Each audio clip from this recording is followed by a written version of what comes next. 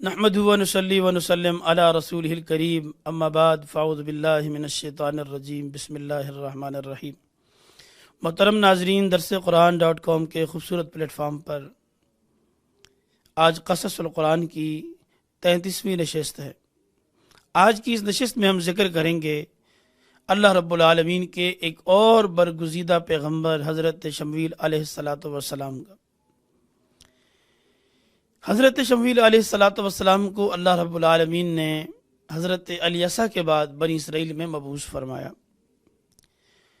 اور حضرت شمویل علیہ السلام حضرت ہارون علیہ السلام کی نسل سے ہیں۔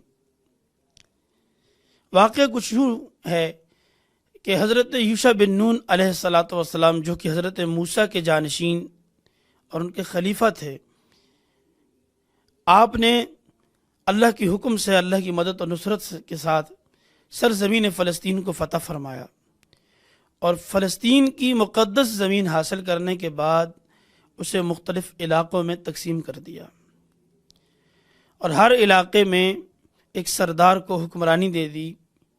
حکمرانی قبیلوں اور خاندانوں کے سردار کرتے، معاملات کے فیصلے قاضی کرتے، ان کے لیے قاضی نامزد کیے۔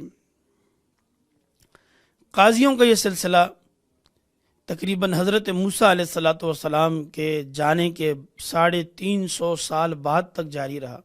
ایک مکمل نظام تھا اور یہ نظام قائم رہا۔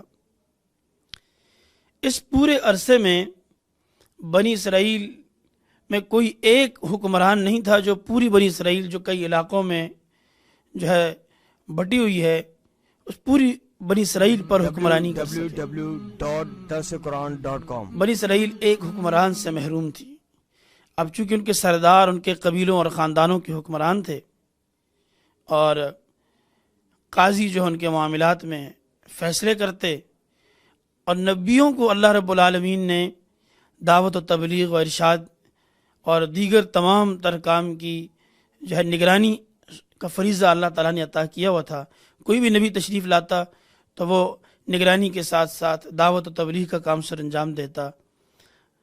بس اتنا ہی ایک نظام تھا جو تقریباً 350 سال یا اس سے کچھ زیادہ عرصہ چلتا رہا۔ اس دوران بنی اسرائیل ہمہ وقت خطرے میں ہوتی۔ مختلف جو ارد گرد آباد قومیں تھیں، ہمسایوں کی طرف سے ہر وقت ان پر حملے ہوتے، اور ہر وقت بنی اسرائیل حملوں کی زد میں رہتی۔ 4 صدی عیسوی میں بنی اسرائیل پر ان کے پڑوس میں فلسطینیوں نے حملہ کیا ان پر، اور زبردست حملہ کیا۔ اس حملے کے نتیجے میں بنی اسرائیل کو شکست ہوئی، اور اس شکست کے دوران بنی اسرائیل سے ان کا مقدس اور متبرک صندوق تابوت سکینہ فلسطینی چھین کر لے گئے۔ اس دوران بنی اسرائیل کے اندر کوئی نبی نہیں تھا، بالخصوص اس عرصے میں جب فلسطینیوں کا حملہ ہوا۔ اس دوران خاندان نبوت یعنی حضرت ہارون کے سلسلے میں، حضرت ہارون علیہ السلام کی نسل میں ایک عورت ایسی تھی جو حاملہ تھی، باقی کوئی نبی موجود نہیں تھا۔ لوگوں نے دعا کی کہ یا اللہ ہمارے رہنمائی کے لیے اور نجات کے لیے کسی نبی کو مبعوث فرما۔ اس عورت کے ہاں بچہ پیدا ہوا، اور اس کا نام شمویل رکھا۔ اس کی بڑی اچھی تربیت کی۔ تربیت کے بعد جب وہ بچہ جوان ہوا، بڑا ہوا، تو اس کی اتنی عمدہ تربیت تھی کہ اللہ تعالیٰ نے اسے خاص الخاص اپنے کرم سے، فضل سے نوازا ہوا تھا کہ وہ بنی اسرائیل کا قاضی نامزد ہوا، اور جس طرح دیگر قاضی فیصلہ کیا کرتے تھے، اس طرح حضرت شمویل بھی قاضی بن گئے۔ یوں اللہ رب العالمین نے حضرت شمویل کو قضاء کے ساتھ ساتھ نبوت سے سرفراز فرمایا۔ جب آپ نبی بنے تو قوم کا مطالبہ بڑھ گیا، اور قوم کے لوگ جو ہے وہ آپ کے پاس آئے، اور آپ سے آ کر کہنے لگے کہ اتنے عرصے سے ہم ایک حکمران سے محروم ہیں، ہم منقسم ہیں، تقسیم ہے بنی اسرائیل۔ تو حضرت شمویل سے کہا کہ آپ ایسا کیجئے کہ کوئی ایک حکمران ہم پر جو ہے منتخب کیجئے، نامزد کیجئے۔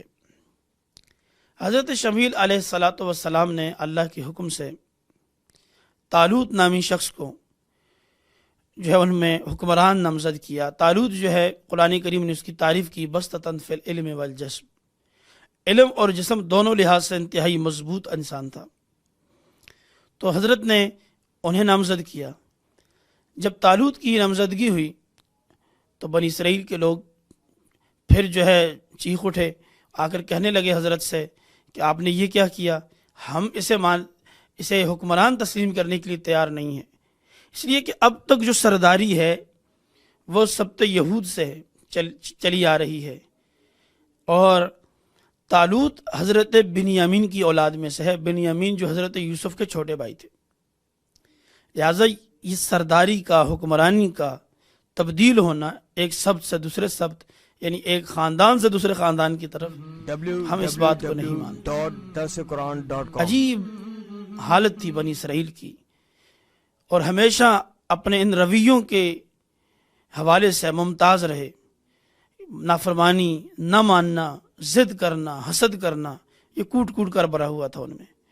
دوسری بات جو انہوں نے حضرت شمویل کے سامنے رکھی وہ یہ تھی کہ یہ تو ایک غریب الدیار انسان ہے، غریب آدمی ہے، نبوت اللہ نے آپ کو دی ہے، اور آپ اللہ رب العالمین سے التجا کریں کسی مالدار سردار کو اللہ تعالیٰ جو ہم پہ حکمران بنائے تاکہ ہم اس کی حکمرانی کو تسلیم کریں۔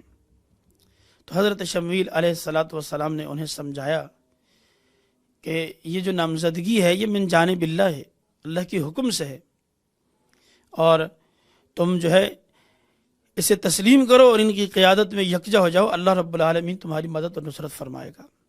اس پر بنی اسرائیل کا مطالبہ بڑھ گیا، اور مطالبہ یہاں تک کہ من جانب اللہ کوئی ایسی نشانی ہمیں دکھائی جائے جس کے ذریعے ہم طالوت کو اپنا حکمران مان لیں، ہم حکمران تسلیم کر لیں، وگرنہ ہم کسی بھی صورت میں طالوت کو اپنا حکمران ماننے کے لیے تیار نہیں ہیں۔ حضرت شمویل علیہ السلام کا یہ مبارک دور حضرت الیسع کے بعد ہے، اور حضرت شمویل کا اصل نام اشمویل رکھا گیا تھا، جو کہ عمرانی میں اشمویل ہے اور اس کا عربی ترجمہ اسماعیل ہے، لیکن کثرت استعمال کی وجہ سے اشمویل کی وجہ شمویل رہ گیا، صرف شمویل۔ تو شمویل علیہ السلام قضاء کے ساتھ ساتھ نبی اور نبوت کے ساتھ آپ جو ہے ایک اہم ترین کام سر انجام دینے چلے، جو کہ بنی اسرائیل میں ایک مشترکہ حکمرانی کا تھا۔ اللہ رب العالمین حضرت شمویل علیہ السلام کے زندگی اور دیگر انبیاء کی زندگی جو قرآن مجید کے اندر بیان ہوئی ہے، ان کے واقعات، ان کی سیرتوں اور ان کے کرداروں سے ہمیں سمجھنے کی اور عبرتیں، نصیحتیں، موعظت سمیٹنے کی توفیق عطا فرمائے۔ وآخر دعوانا ان الحمدللہ رب العالمین۔